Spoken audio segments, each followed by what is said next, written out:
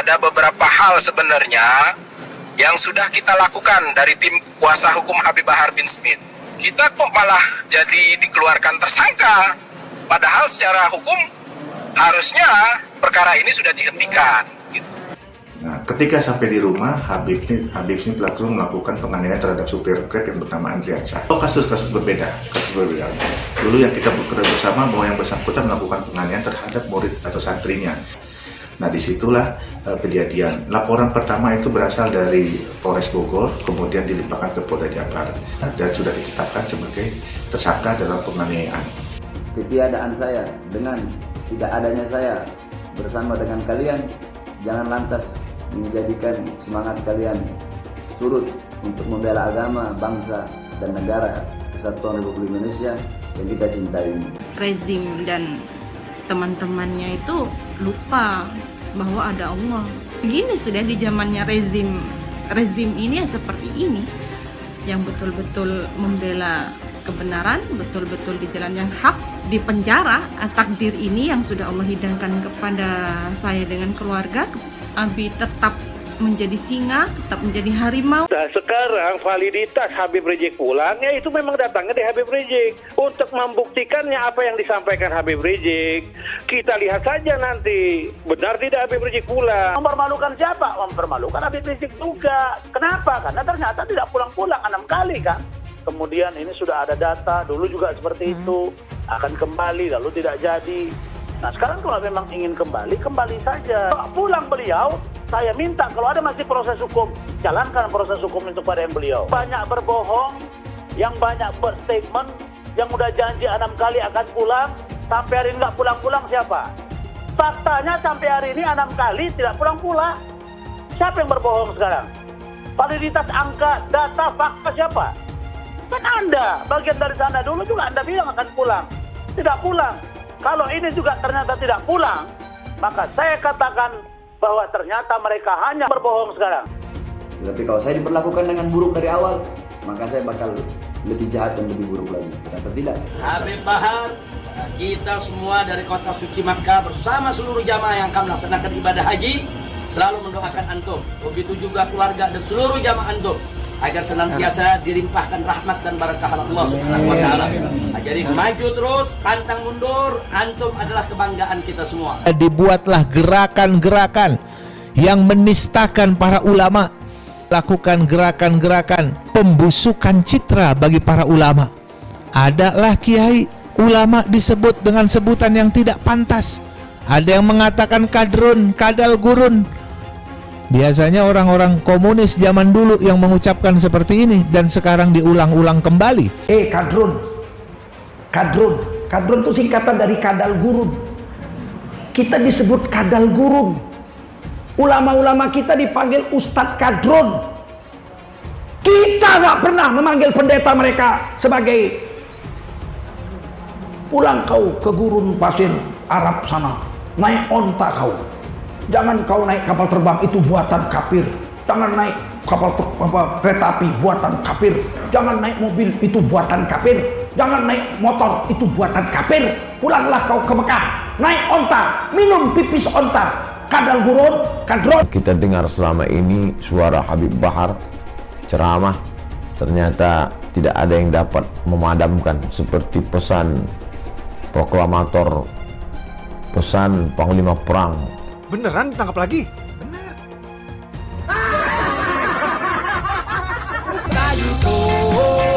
Sayur kol, makan di penjara dengan sayur kol.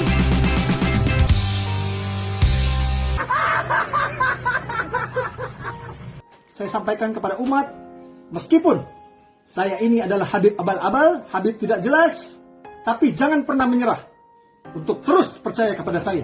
Dia minoritas. Dia mulai. Kau pertama kafir, kedua goblok. Kitab Bible Kristen itu bohong. Saya bukan mengatakan Bible Kristen fiksi. Bible Kristen itu palsu. Karena di salib itu ada jin kafir. Karena di salib itu ada jin kafir. Karena di salib itu ada jin kafir. Haleluya. Saya belum pernah nengok Cina kerasukan setan.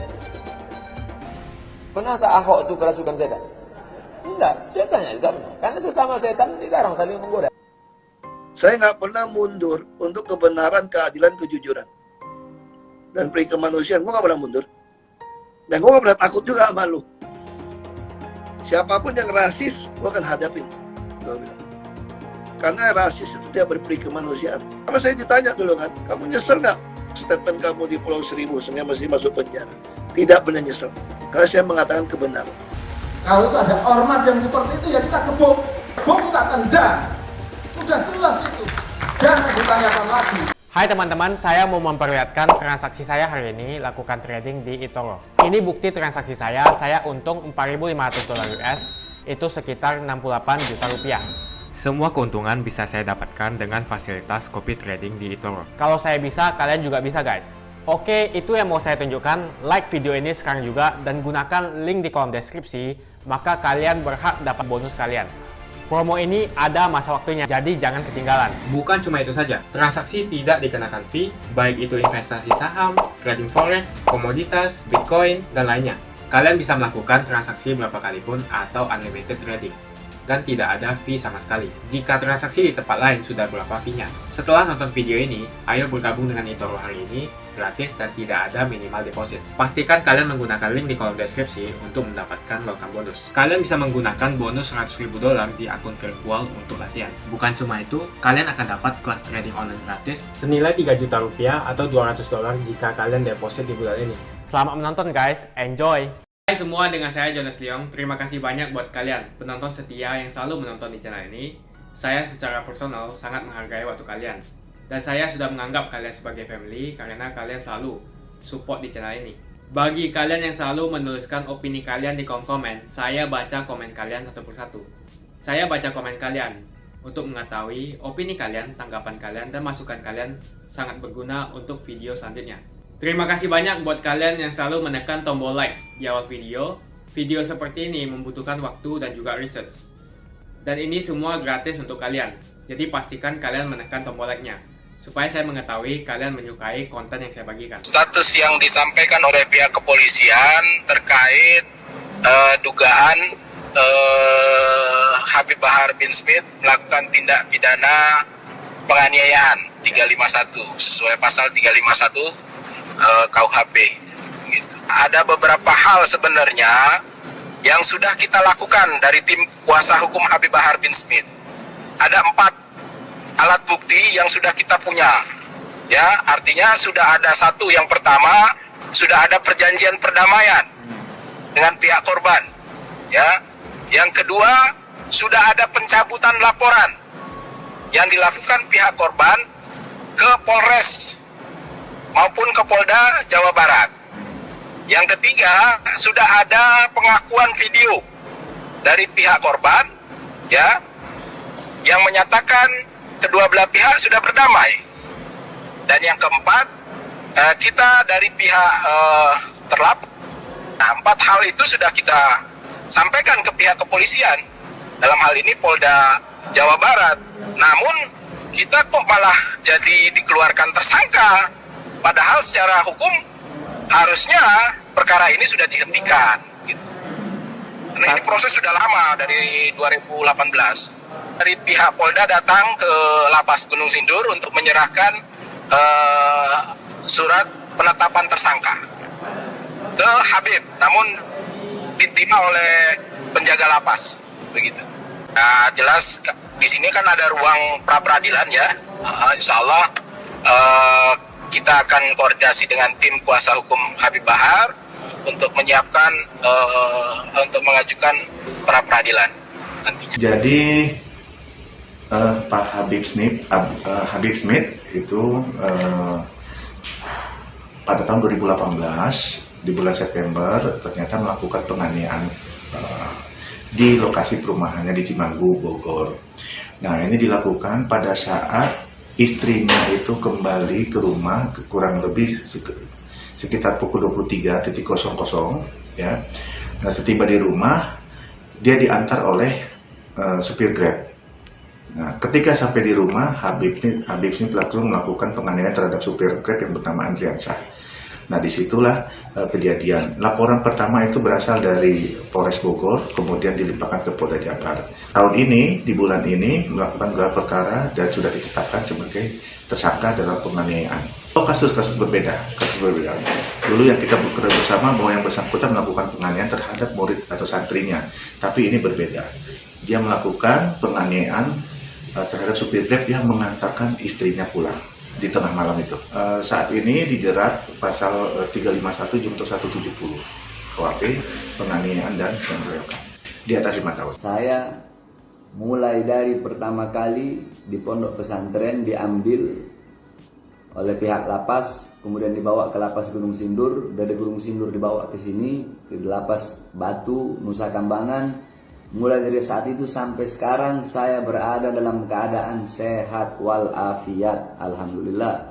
Dan mulai dari saat itu sampai sekarang saya diperlakukan dengan baik, saya diperlakukan dengan bagus, saya diperlakukan sesuai dengan prosedur, sesuai dengan SOP. Seluruh para petugas-petugas yang terkait dengan masalah lapas, baik di Gunung Sindur, dari Gunung Sindur ke sini, semuanya melayani saya dengan sesuai standar, yakni tidak ada seperti kabar-kabar di luar sana bahwasanya saya dipukuli, bahwasanya saya bonyok-bonyok, saya diginiin, tidak ada itu. Sebab keluarga saya juga tahu saya orangnya bagaimana, bahwasanya saya ini orangnya seperti bola karet, yang dimana semakin dipencet, semakin ditekan, bukan semakin melunduk, akan tapi semakin saya jadi. Jadi petugasnya baik semua kepada saya, tidak ada yang memukul, nggak ada. Semuanya bicara baik, bicara bagus, bicara lembut. Dan saya juga sebagai warga binaan yang baik, ketika petugas baik kepada saya, maka saya berlaku lebih baik lagi. Saya lebih nurut, saya lebih baik. Ketika saya diperlakukan dengan lembut, saya lebih lembut lagi. Tapi kalau saya diperlakukan dengan buruk dari awal, maka saya bakal lebih jahat dan lebih buruk lagi. Ternyata tidak, saya diperlakukan dengan baik sehingga saya lebih baik lagi. Kemudian adapun masalah rambut, sesuai dengan SOP yang ada di Nusa Kambangan ini, bahwasanya setiap warga binaan yang baru dipotong rambutnya. Maka saya sebagai warga binaan yang taat dan patuh kepada aturan, maka saya bersedia rambut saya dipotong tanpa ada paksaan dari siapapun. Tidak ada yang bisa maksa saya. Kemudian saya ingin menyampaikan kepada keluarga bahwasanya khususnya Umi dan istri jangan mengkhawatirkan yakni penyakit saya, yaitu lambung. Karena alhamdulillah sampai sekarang petugas yang ada di lapas Batu ini, mereka sangat-sangat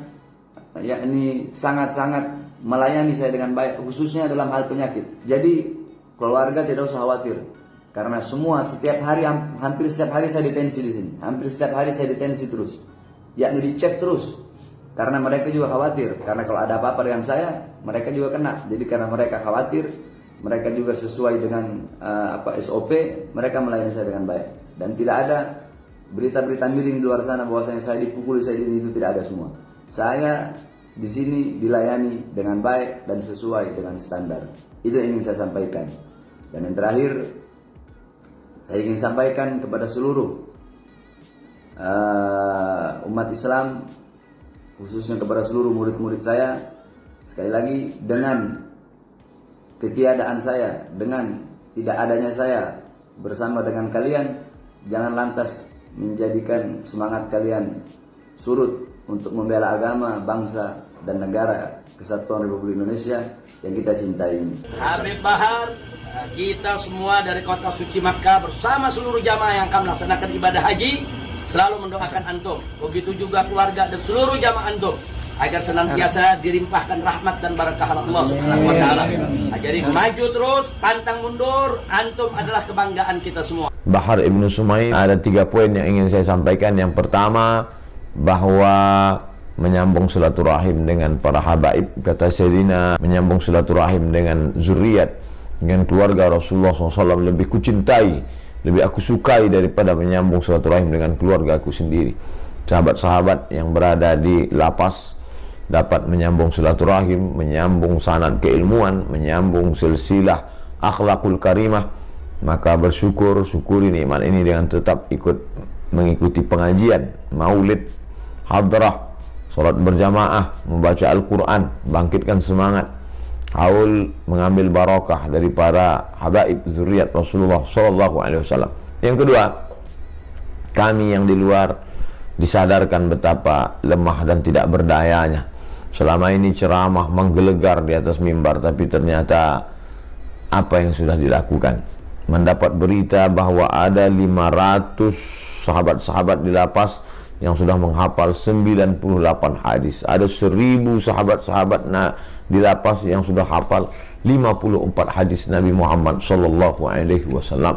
Padahal 40 hadis saja ada di kepala, sudah mendapatkan syafaat, meringankan azab. Tetap istiqamah menghafal hadis, belajar sanad hadis kepada Habib Bahar Ibnu Sumaid, yang sanad ketersambungan keilmuan kepada Habib Sidi Habib Baharun sampai kepada para habaib, sampai kepada Imam Sayyidina Al-Husain, kepada Sayyidina wa Maulana Muhammad sallallahu alaihi wasallam. Lalu kemudian poin yang ketiga adalah menunjukkan kepada kita semua bahwa yang kita dengar selama ini suara Habib Bahar ceramah, ternyata tidak ada yang dapat memadamkan seperti pesan proklamator, pesan Panglima Perang Jenderal Sudirman, kau boleh cabik-cabik dagingku, kau boleh robek-robek jantungku, tapi jiwaku tak bisa kau bunuh, tak bisa kau habisi, tak bisa kau penjarakan. Apa yang kita lihat hari ini, jeruji besi tidak bisa memenjarakan pemikiran. Ceramah tetap berlanjut, murid-murid tetap banyak, bahkan berubah lapas menjadi pesantren. Ini motivasi bagi yang di luar, motivasi bagi para da'i. Ternyata dakwah tidak terbatas hanya di mimbar, tidak terbatas hanya di tabligh akbar, tapi ada yang lebih besar. Inilah yang sebenar-sebenar dakwah. Ud'u ila sabil rabbik, ajaklah orang ke jalan Allah Subhanahu wa taala.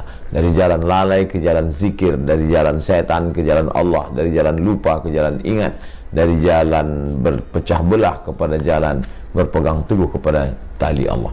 Semoga kita semua dapat diberikan istiqamah dan husnul khatimah.